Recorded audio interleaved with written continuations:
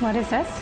तुम्हारे शौहर की कारनामे, हमारी पीठ पे छुरा घोंपा है उसने। ना ख्याल रखते हो मेरा, मेरी दवाइयों का, मेरे खाने का, मतलब बेबी का नहीं पूछते। पापा मैं इस घर की डील कर चुका हूँ। मेरा ये घर वाहिद पूंजी है और मैं इस घर को छोड़ नहीं सकता। नाजरीन, ड्रामा सीरियल कभी मैं कभी तुम की आने वाली एपिसोड बहुत ही ज्यादा इंटरेस्टिंग होने वाली है। नेक्स्ट एपिसोड में आप देखेंगे कि अदील खुद को बहुत होशियार, चालाक और शातिर समझता है, जबकि अब अदील का बुरा वक्त शुरू होने वाला है। मंसूर अली खान को अदील पर शक होता है कि अदील उनके साथ फ्रॉड कर रहा है और उनका शक हकीकत में बदलने वाला है। इसी वजह से उन्होंने अदील के पीछे एक लड़की को लगा रखा होता है जो अदील की हर चाल पर नजर रखती है और अदील को अपनी खूबसूरती की जाल में फंसा रही होती है। अदील उसके जाल में फंसता जा रहा होता है और उसे इस बात का इल्म भी नहीं होता और जैसे ही मारूफ को ये मौका मिलता है वो अदील के लैपटॉप से सारा डेटा कॉपी कर लेती है और उनके पास अदील के खिलाफ सबूत भी आ जाता है और अदील को इस बात का इल्म तक नहीं होता। अदील के खिलाफ सारा सबूत मंसूर अली खान तक पहुंचा दिया जाता है। उन्हें तो पहले ही अदील पर शक होता है और ये सारा सबूत देखने के बाद उनके पांव तले जमीन निकल जाती है। मंसूर अली खान अपनी बेटी रुबाब को अदील की सारी हकीकत बताते हैं। कहते हैं ये लो फाइल और देखो अपने शौहर के कारनामे। तुम्हारे शौहर ने हमारे पीठ में छुरा घोंपा है। हमारा कॉन्ट्रैक्ट वजाहत साहब की कंपनी को मिल गया है और अदील ने ये सारा काम वजाहत के साथ मिलकर किया होता है। मैं तुमसे पहले ही कहता था कि अदील काबिल एतबार इंसान नहीं है, लेकिन तुमने मेरी बात नहीं सुनी। अदील की हकीकत सामने आने के बाद रुबाब के पांव तले जमीन निकल जाती है। उसे यकीन नहीं आ रहा होता कि अदील इस हद तक भी गिर सकता है। और वहीं दूसरी तरफ अदील अपने बाप के पास आता है और उनसे कहता है कि आपको और माँ को चलकर मेरे साथ मेरे घर में रहना होगा। इस घर का मैं सौदा कर चुका हूँ। अदील के मुंह से जैसे ही इफ्तिखार साहब ये बात सुनते हैं बहुत हैरत ज़दा होते हैं और अदील के साथ जाने से इनकार कर देते हैं और अदील से कहते हैं कि ये घर मैंने अपनी मेहनत की कमाई से बनाया है। इस घर को मैं बेच नहीं सकता और न ही ये घर छोड़कर मैं कहीं जाऊंगा। अदील किसी न किसी तरह से अपनी माँ को प्रेशराइज करके इफ्तिखार साहब को राजी कर लेगा और वालदैन का घर बेचकर अपने माँ बाप को रुबाब के घर ले जाएगा। वहीं दूसरी तरफ मुस्तफा के साथ भी कुछ अच्छा होने जा रहा होता है। मुस्तफा की जॉब एक नई गेमिंग कंपनी में लग गई होती है। मुस्तफा वहाँ पर एज अ पार्टनर काम कर रहा होता है और कंपनी का मालिक मुस्तफा की कारकर्दगी से काफी खुश होता है और उसे पहले ही ये बात मालूम हो चुकी होती है कि मुस्तफा बहुत ज्यादा टैलेंटेड है और उसकी कंपनी को आसमान की बुलंदियों तक लेकर जा सकता है। मुस्तफा कंपनी में दिन रात मेहनत कर रहा होता है। यहाँ शर्जीना भी इस बात से काफी खुश होती है। मुस्तफा की इनकम भी काफी अच्छी होती है। मुस्तफा दिन रात काम में मसरूफ होने की वजह से शर्जीना के साथ टाइम स्पेंड नहीं कर पा रहा होता। शर्जीना इस बात को बहुत ज्यादा महसूस कर रही होती है। शर्जीना मुस्तफा से कहती है तुम मेरा ख्याल रखते हो, मेरी मेडिसिन का ख्याल रखते हो, मेरे खाने पीने का ध्यान रखते हो, लेकिन मुझसे एक बात नहीं पूछते। मुस्तफा ये सुनकर काफी हैरान होता है और शर्जीना से कहता है कौन सी बात? तो शर्जीना मुस्तफा से कहती है तुमने कभी ये नहीं पूछा कि बेबी ठीक है या नहीं। मुस्तफा शर्जीना से कहता है कि तुम्हें दुनिया की हर आसाइश देने के लिए मैं दिन रात मेहनत कर रहा हूँ। शर्जीना फिर वही बात कहती है पैसा सब कुछ नहीं होता मुस्तफा, इसलिए मुझे तुम्हारा साथ भी चाहिए।